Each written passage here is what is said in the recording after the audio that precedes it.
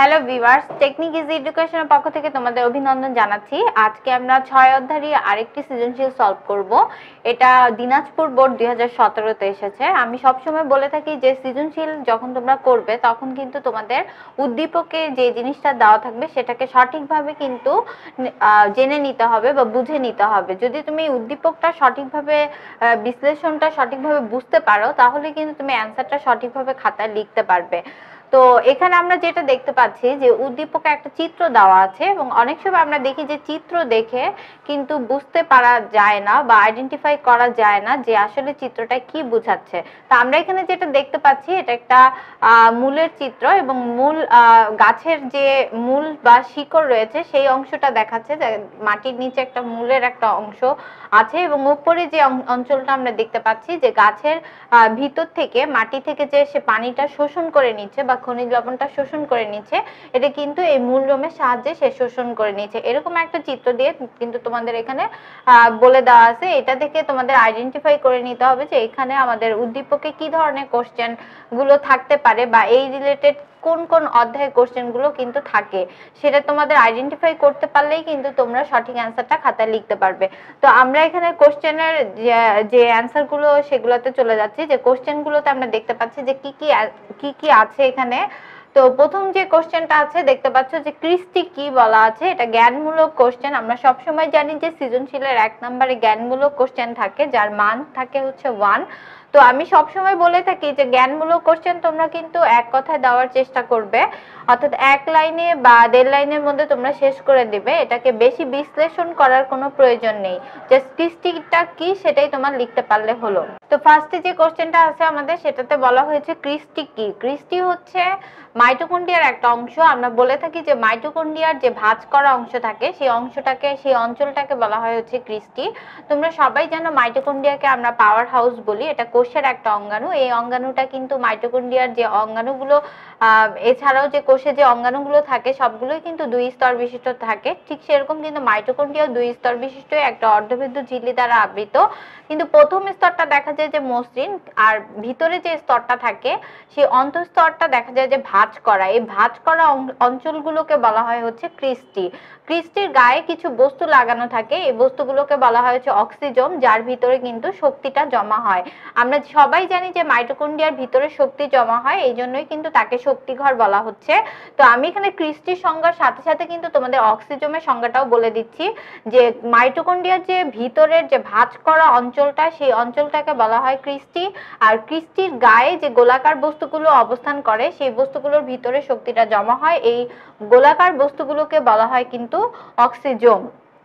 তো তোমরা নিশ্চয়ই বুঝতে পেরেছো কৃষ্টি আর অক্সিজোমটা কি। এখানে অক্সিজোম কি সেটাও থাকতে পারে অথবা কৃষ্টি কি সেটাও থাকতে পারে। মাইটোকন্ড্রিয়া থেকে এই দুটো সংজ্ঞা কিন্তু খুবই পপুলার সংজ্ঞা, এটা কিন্তু খুবই সবসময় প্রায় দেখা যায় কোনো না কোনো বোর্ডে আসছে। তো সেকেন্ড কোশ্চেন আমরা চলে যাচ্ছি। সেকেন্ড কোশ্চেনটা আমরা বলে থাকি যে অনুধাবনমূলক কোশ্চেন।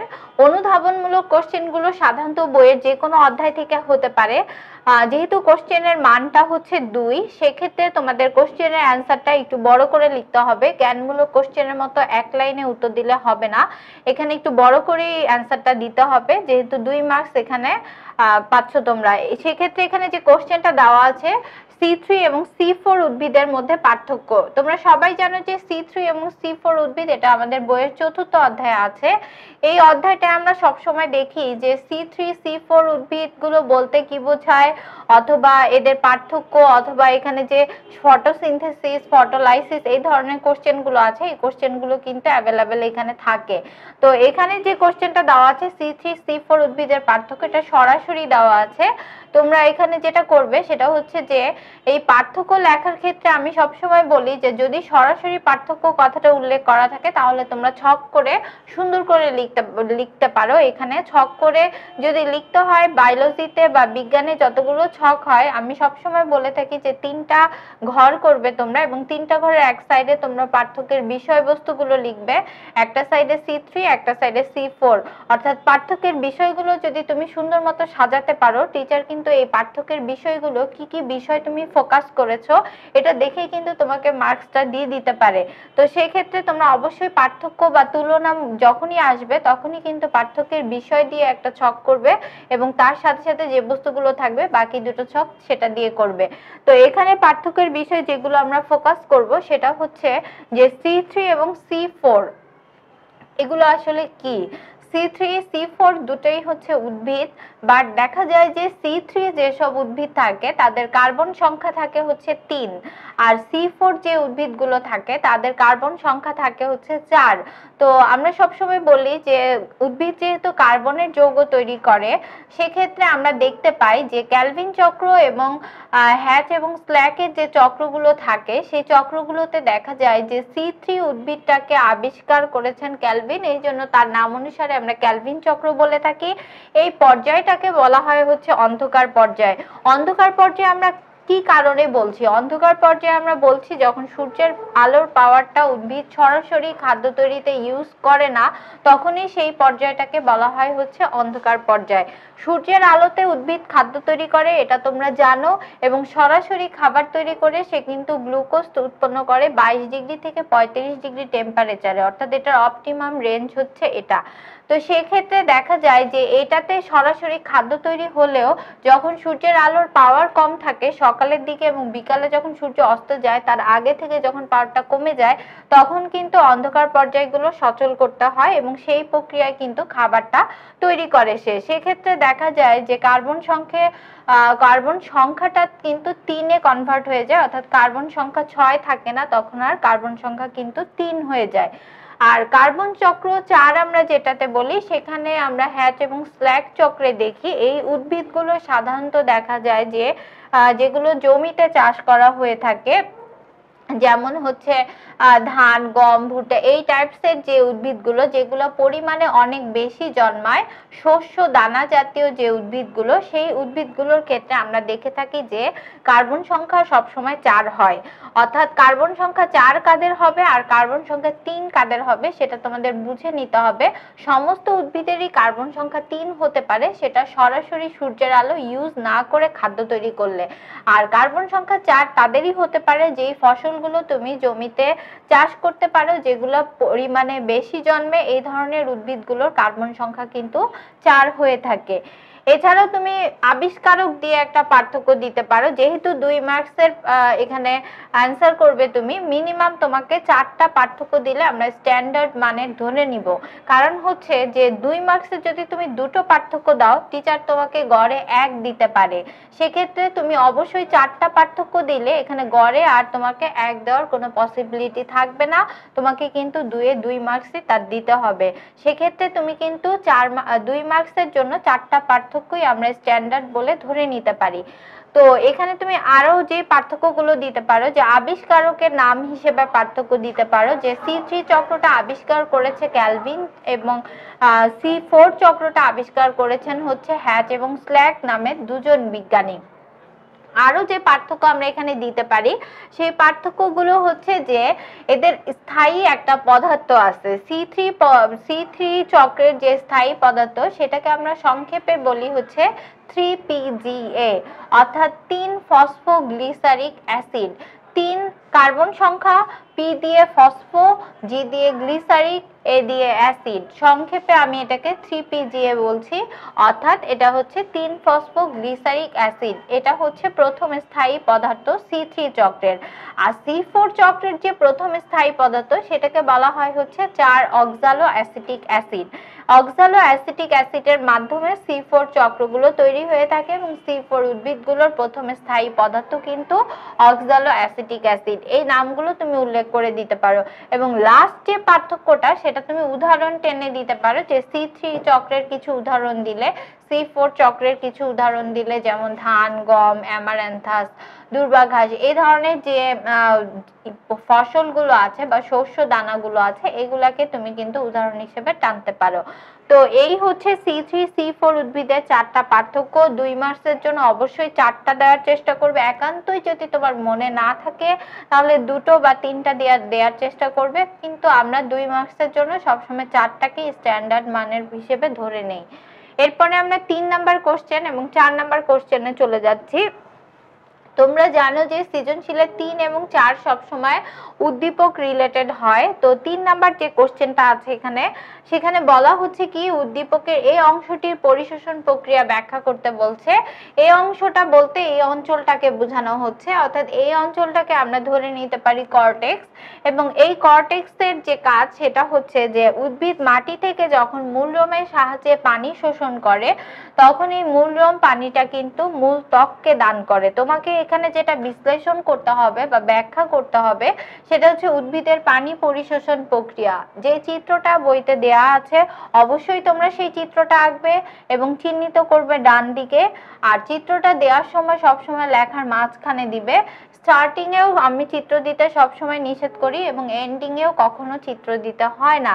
যে চিত্রগুলো তোমরা বইতে শিখবে সেই চিত্রগুলো দেওয়ার সময় খেয়াল করবে যেন সেটা এন্ডিং এও না হয়, আবার তোমার প্রশ্নের শুরুতে স্টার্টিং এও যেন না হয়।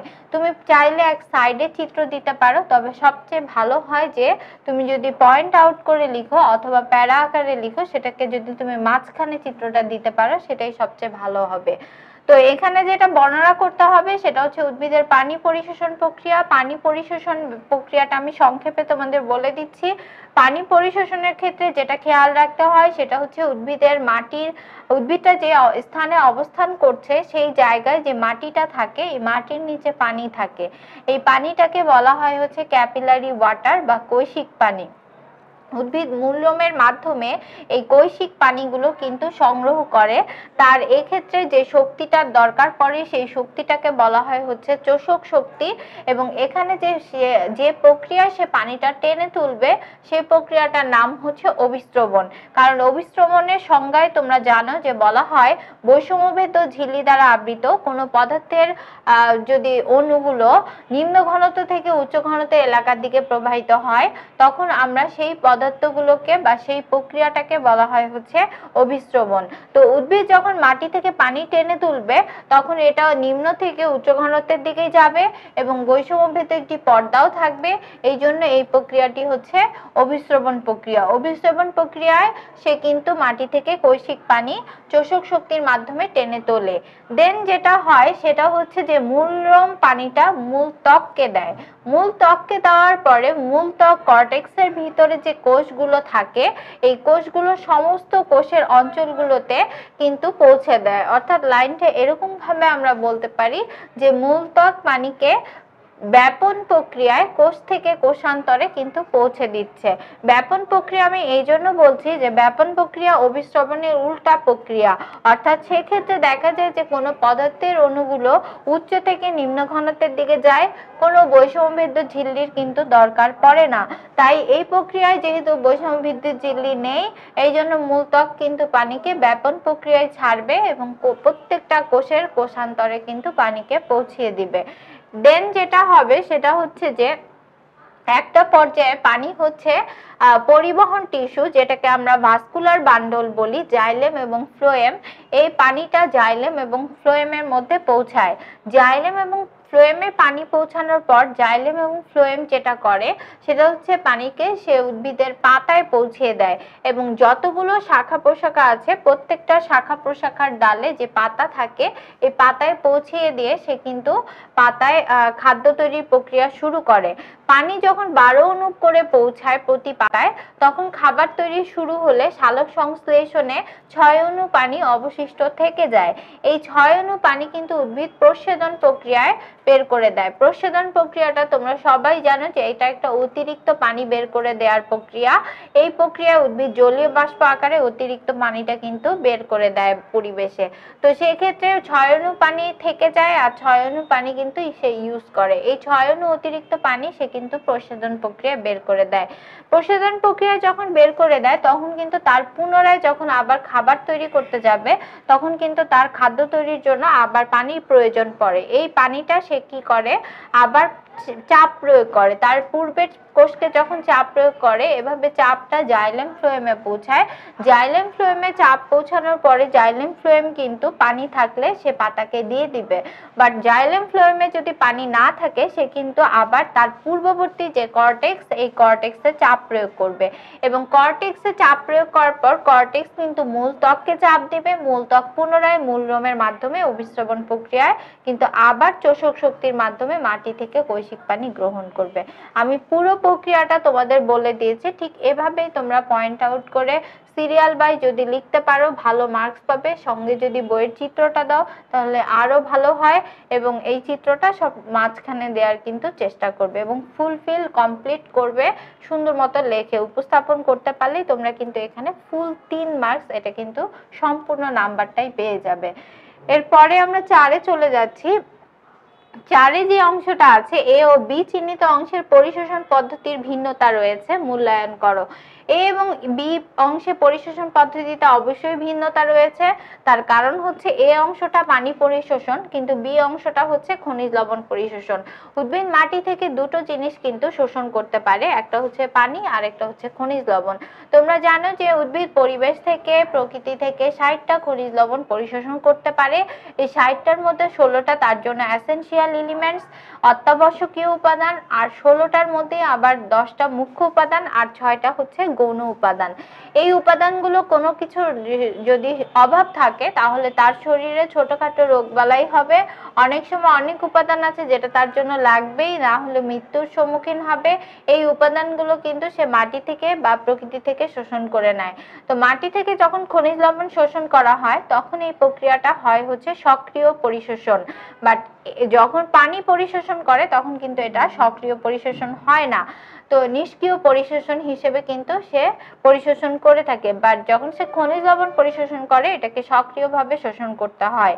আরো যে পয়েন্টগুলো তোমরা এখানে টানতে পারো সেটা হচ্ছে যে মূলের অগ্রভাগ অঞ্চল থেকে আমরা পানি পরিশোষণ করে দেখেছি, বা মূল রোমের যে অঞ্চলগুলো, এই মূল রোমের অগ্রভাগ থেকে পানি পরিশোষণ করা হয় আর মূলের অগ্রভাগ অঞ্চল থেকে কিন্তু খনিজ লবণ পরিশোষণ করা হয়। এই উপাদানগুলো বা এই অঞ্চলগুলোর নাম তোমরা এখানে ফোকাস করতে পারো।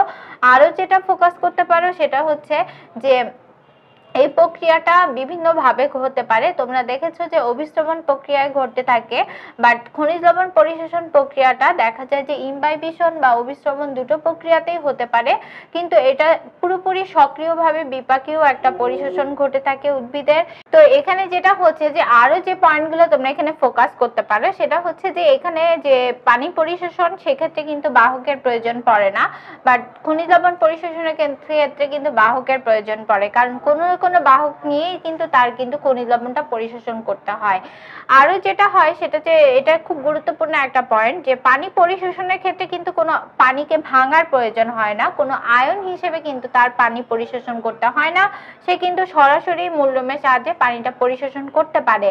কিন্তু সে যখন খনিজ লবণ পরিশোষণ করে তখন দেখা যায় যে মাটিতে আয়নের পরিমাণটা দেখে তারপরে কিন্তু তার পরিশোষণটা করতে হয়। অর্থাৎ আমরা জানি যে একটা লবণকে যখন আমি ভাঙবো বা একটা যৌগকে যখন আমি ভাঙবো তখন এখানে আমি একটা ক্যাটায়ন পাবো, একটা অ্যানায়ন পাবো। তো উদ্ভিদের যদি ক্যাটায়ন দরকার পড়ে সে কিন্তু ক্যাটায়ন গ্রহণ করবে, সে আর যদি অ্যানায়ন গ্রহণ করে তাহলে অ্যানায়ন গ্রহণ করবে। তার যে যৌগটা দরকার সেই যৌগটাই সে কিন্তু গ্রহণ করবে। সাপোজ আমি তোমাদের যদি উদাহরণ দেই, জিঙ্ক সালফেটে জিঙ্ক 2+, এটাকে যখন আমি আয়ন করব এবং সালফেট 2- এটাকে যখন আমি আয়ন হিসেবে ভেঙে দিচ্ছি তখন একটা পজিটিভ চার্জ একটা নেগেটিভ চার্জ বের হচ্ছে। তো এই ক্ষেত্রে উদ্ভিদ কিন্তু নেগেটিভ পজিটিভ দুটোই গ্রহণ করবে না। উদ্ভিদের যদি জিঙ্ক 2+ দরকার পড়ে সে কিন্তু জিঙ্ক 2+ই মূলরোমের সাহায্যে টেনে তুলবে, আবার যদি সালফেট 2- দরকার পড়ে সে কিন্তু সালফেট 2- গ্রহণ করবে, জিঙ্কটা আর গ্রহণ করবে না। তো এভাবে সে কিন্তু আয়ন আকারে এগুলো পরিশোষণ করে থাকে। তো তোমরা যখন এই 4 মার্কসের কোশ্চেনটা অ্যান্সার করবে বিশ্লেষণ সেহেতু তোমরা এই পয়েন্টগুলো ফোকাস করে পয়েন্ট আউট করে যদি দিতে পারো তাহলে এটা তোমাদের জন্য ভালো হবে অ্যান্সারটা, এবং ফুল মার্কস তোমরা ক্যারি করতে পারবে। তো এই ছিল আমাদের আজকের সৃজনশীল দিনাজপুর বোর্ড 2017। নিশ্চয়ই তোমরা এই সৃজনশীলটা বুঝতে পেরেছো। নেক্সট এপিসোডে আমরা অন্য কোনো সৃজনশীল নিয়ে তোমাদের সাথে সামনে আসব। সেই পর্যন্ত ভালো থাকো সবাই। যদি এই সৃজনশীলে কোনো সমস্যা থাকে অবশ্যই আমাদের কমেন্টস বক্সে জানাবে, আমরা তোমাদের যথাযথ রিপ্লাই দেওয়ার চেষ্টা করব। ধন্যবাদ সবাইকে।